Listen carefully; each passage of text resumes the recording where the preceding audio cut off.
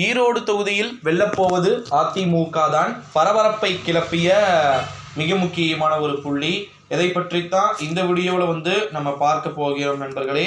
குறிப்பாக பார்த்தீங்கன்னா வீடியோக்குள்ளே போகிறதுக்கு முன்னாடி பார்த்தீங்கன்னா நம்முடைய சேனலுக்கு நீங்க கட்டாயமா புதிய பார்வையாளர்களா இருப்பதற்கான வாய்ப்புகள் இருக்கிறது. இந்த ஒரு சூழ்நிலையிலே ஈரோடு தொகுதியில அதிமுகவின் சார்பில் யாரு போட்டியிடுகிறார்கள் அப்படின்னு சொல்லிட்டு உங்களுக்கே தெரியும் அப்படின்னு நினைக்கிறேன்.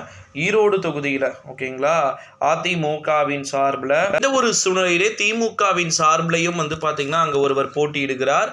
அதற்கு பிறகு பார்த்தீங்கன்னா ஏகப்பட்ட விதமான விஷயங்கள் அப்படின்றதும் நடந்து கொண்டிருக்கக்கூடிய ஒரு சூழ்நிலையிலே நண்பர்களே, நிச்சயமாக ஈரோடு தொகுதியில் வெல்லப்போவது அதிமுக. அங்கே ஆற்றல் அசோக்குமார் இருக்கிறார் அல்லவா.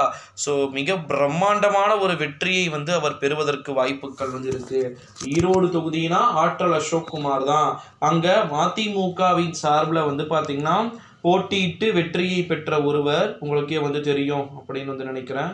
மதிமுகவுடைய வேட்பாளர் பார்த்தீங்கன்னா தனக்கு சீட்டு கொடுக்கவில்லை என்ற ஒரே காரணத்திற்காக என்ன பண்ணிட்டார் அப்படின்னா, எப்படி இறந்தாருன்னு தெரியல.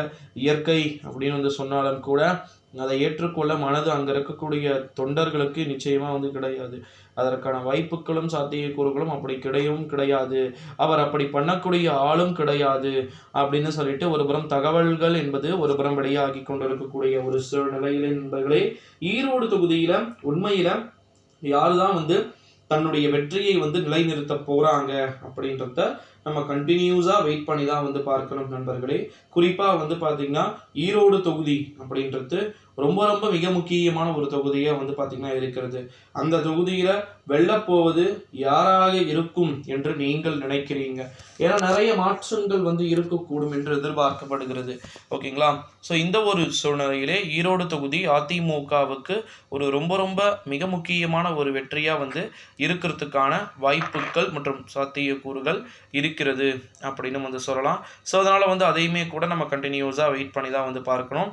2024ஆம் ஆண்டு நாடாளுமன்றத்துடைய தேர்தல் அப்படின்றது ஏகப்பட்ட விதமான மாற்றங்கள் அப்படின்றது இருக்கக்கூடும் அப்படின்னு எதிர்பார்க்கப்படுகிறது. ஸோ 2024ஆம் ஆண்டு நாடாளுமன்றத்துடைய தேர்தல் பல்வேறு விதமான திருப்பங்களை ஏற்படுத்துமா அப்படின்றத நம்ம தொடர்ந்து பொறுத்திருந்து பார்க்க வேண்டிய ஒரு சூழலுக்கு நம்ம தள்ளப்பட்டு இருக்கிறோம் அப்படின்னு சொல்லலாம். ஈரோடு தொகுதி ஓகேங்களா, ஒன் ஆஃப் த மோஸ்ட் இம்பார்ட்டண்ட்டான ஒரு தொகுதியாக பார்க்கப்படுகிறது. வெற்றியை பெறப்போகின்றவையாக யார் இருக்க போகிறார்கள் அப்படின்றத நம்ம கட்டாயமாக பார்க்க போகிறோம் நண்பர்களே. ஈரோடு தொகுதி அப்படின்றது ரொம்ப ரொம்ப மிக முக்கியமான ஒரு தொகுதி அதிமுகவினருக்கு. ஓகேங்களா.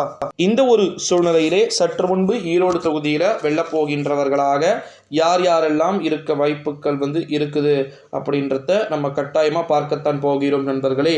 ஸோ மறக்காமல் நம்முடைய சேனலோடு தொடர்ந்து இணைந்திருங்க. ஏகப்பட்ட விதமான காணொளிகள் இருக்கிறது. ஸோ அந்த காணொளிகள் ஒவ்வொன்றையுமே ஒவ்வொரு விதமான விஷயங்களை நம்ம சொல்லி பார்க்கலாம். நன்றி.